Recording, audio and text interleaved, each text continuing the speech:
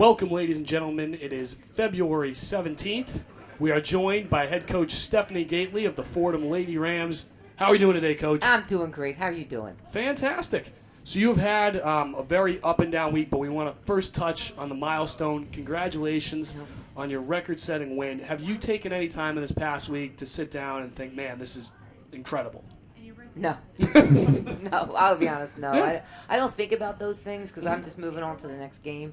Hopefully at the end of the year I'll have some time to reflect on it. I mean, I got a lot of nice texts from former players and stuff like that. But, you know, records mean you're old. It also means you've had a lot of great people. I have a great administration. So, you know, there's a lot of people that go into records happening. And so, you know, they're made to be broken. And, you know, hopefully someday somebody breaks it. But for right now, we're just focusing in on trying to get an A-10 title. You guys have won 2 of your last 3, coming off a tough loss at Davidson in your final 2 games against some pretty solid A-10 teams, Dayton and LaSalle. What's the feeling right now on how you guys are playing heading into the You know, I thought we were playing the 3 games that we won the homestand. I thought our defense was right on point. I was really disappointed, and I told the team that in films, that really disappointed in the defensive effort at Davidson because all the details we break down we didn't follow through with. I mean, even though the score might have indicated because it was a low-scoring game, we didn't shoot well in St. Joe's and still won that game because we were locked in defensively. We weren't locked in against Davidson. We didn't do what we were supposed to do, and I don't know whether it's because, you know, we can have excuses. We can say it's 3 games in 6 days. We can say, you know, we hadn't had a day off for a while. We can say whatever we want to say, but all it is going to be an excuse. So at this point, you know, hey, we've only got so many games left, and so you got to leave it out there and no excuses, no regrets.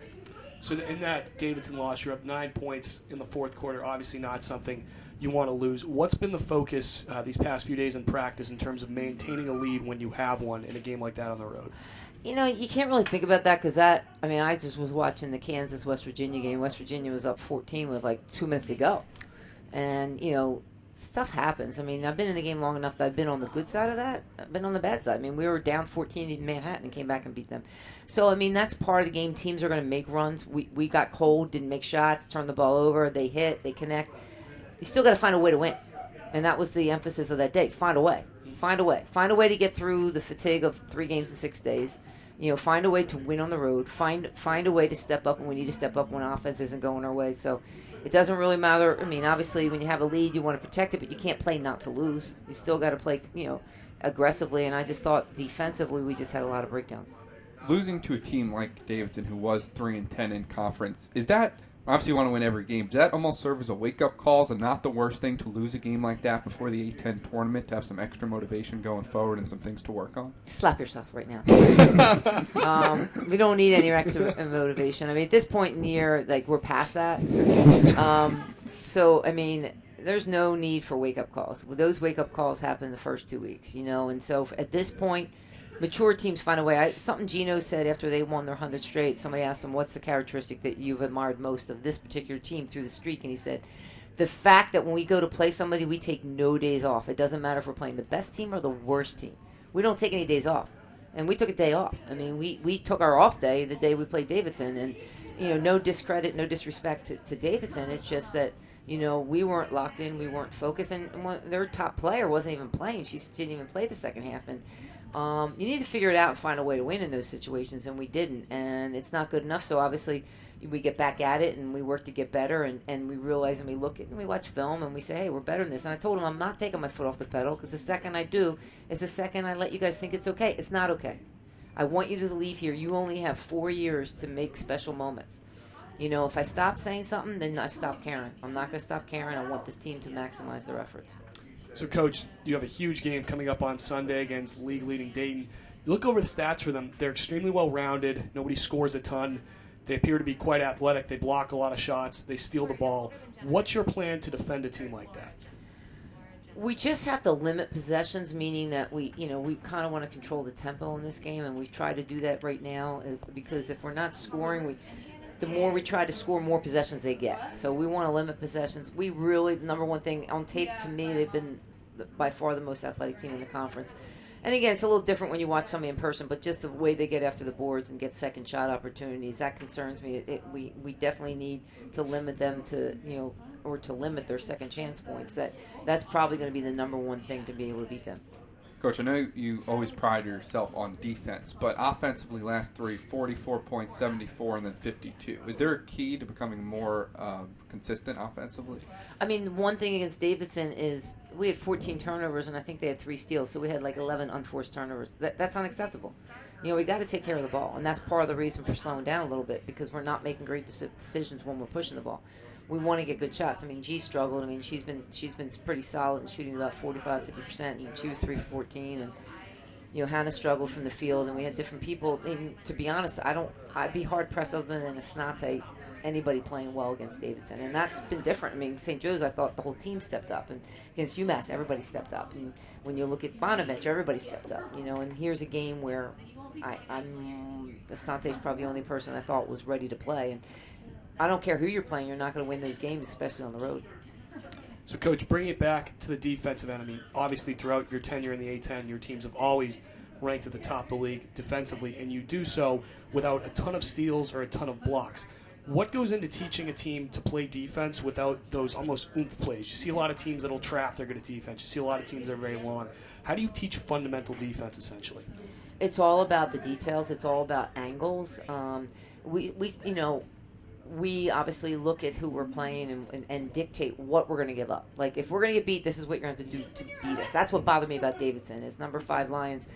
The attention was supposed to be her, and she had 22 points. So, obviously, not just Lauren, who was in that defensive position, but when she came off ball screens, obviously the attention wasn't given. So that really bothered me because we didn't make somebody different step up. Whereas in UMass, we made, one of their kids that wasn't the top kids on their scouts step up. And made somebody else try to beat us, and that's in essence what we're trying to do is, we're going to pick our poison. We know we're going to have to give up something. So what are we going to give up, and how are we going to dictate it?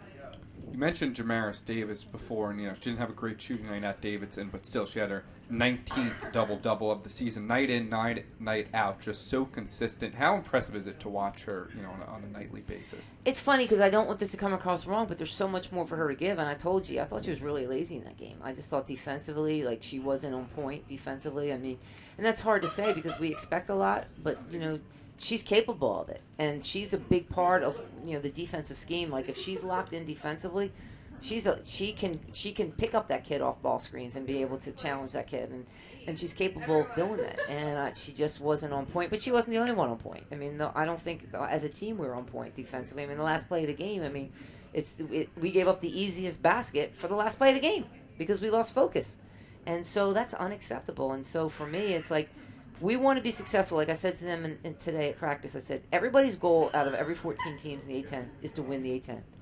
Now, some have more realistic chance than others. You got luck, you got injuries, you got a lot of things that come into play. You have a lot of things that are controllable and a lot of things that are uncontrollable. So, I mean, we have to be able to control what we can control. We can control defense. We can control effort. We can control attitude.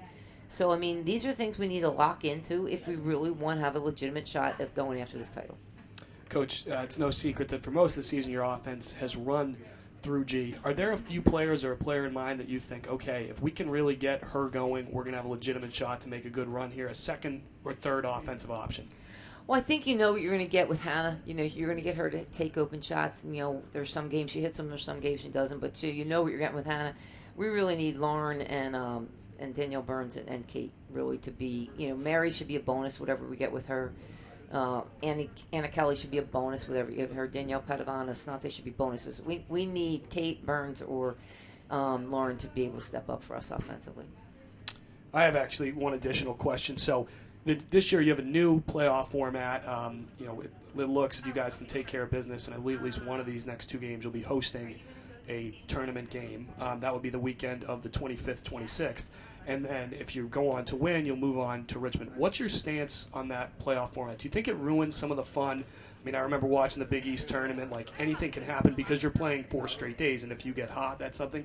Do you think that removes some of that, or do you think strategically that's a big benefit to have that week to kind of prepare? I'm not a fan of it.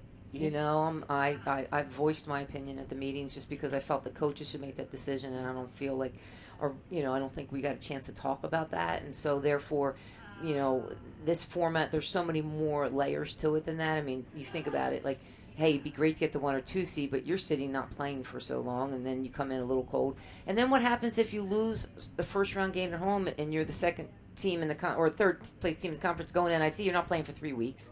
There's so many different layers to this that probably weren't really well thought out. And I'm a big believer, and we fought so hard to get all the teams in one site so that you could have that tournament experience. And so, I'm not a fan of it. I respect the conference. I respect that, doing what's in the best interest of everyone. But I'm definitely not a fan. Okay. Anything else for you, Tom? Well, again, good. Thank you so much, Coach, and best of luck this weekend. We're sure you guys will knock it out of the park. I appreciate it. Thanks so much.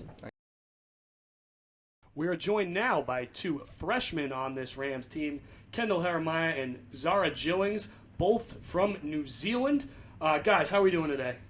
Doing pretty well. Yeah, I'm really good, thank you. Fantastic. So, I will admit that prior to this year, my knowledge of New Zealand was limited to your rugby prowess, and they filmed some Game of Thrones there. So how in the world did you both come from playing in New Zealand to ending up in New York City? Kendall, you want to start first? I'm not sure.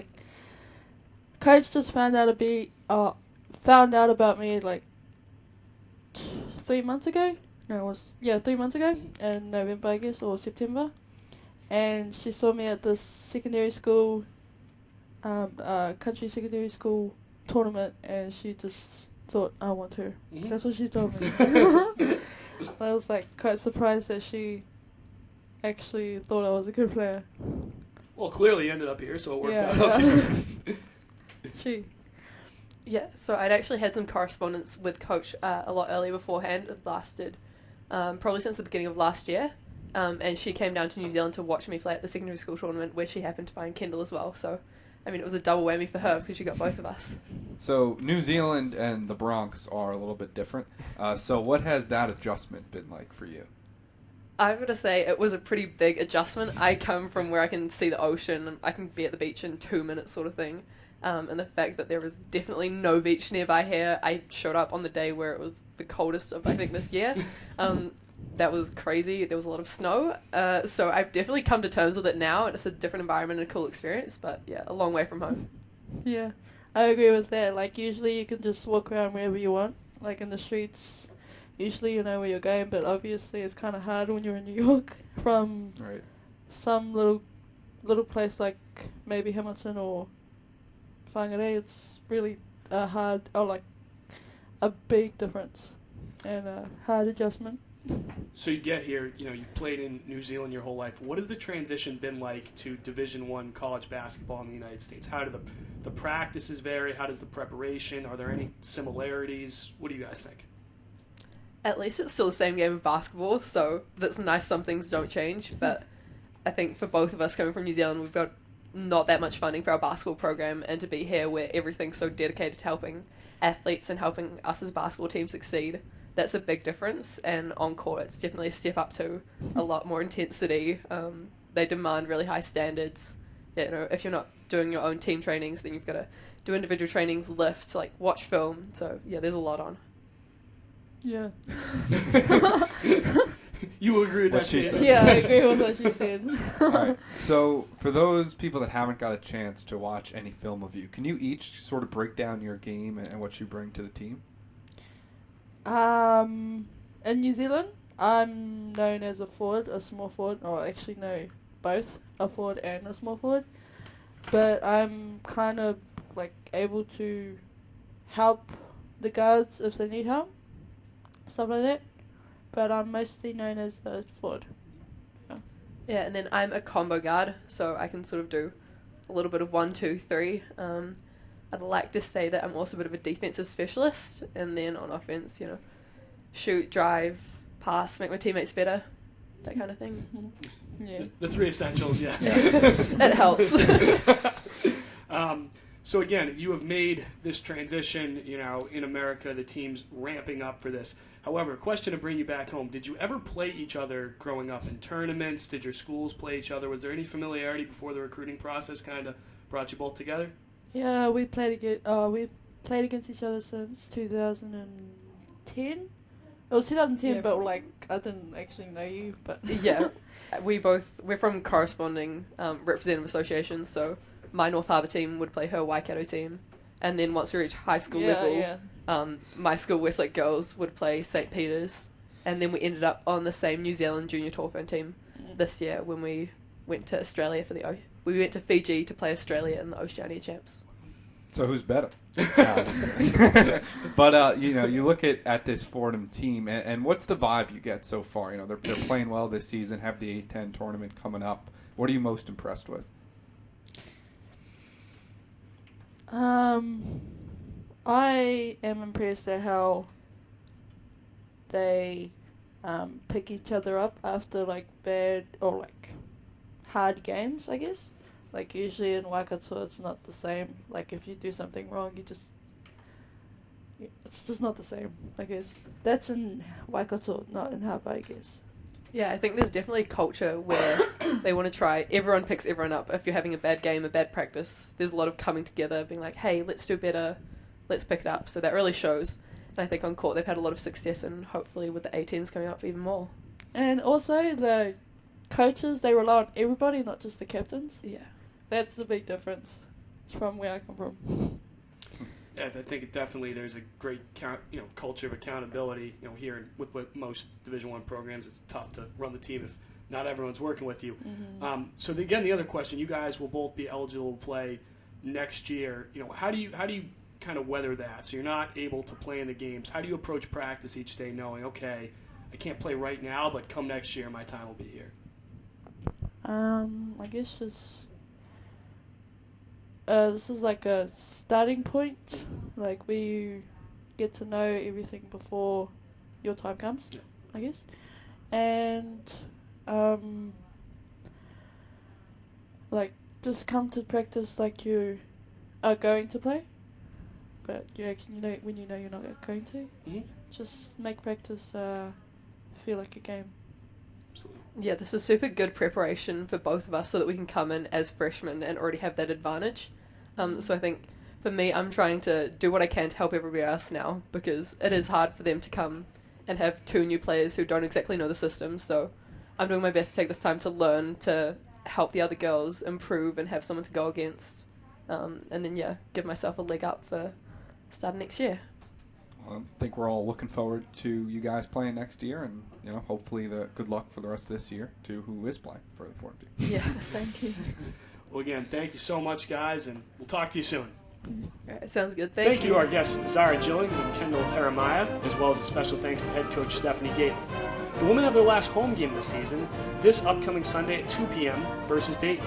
The game will be broadcast live on NBC Sportsnet and will also be streaming on the internet only on WFTVsports.org starting at 1:55 p.m. The women conclude their regular season this Wednesday at LaSalle. The game will also be streaming live on WFTVsports.org starting at 6:55. Once again, thank you for tuning into the Stephanie Gaitley Show.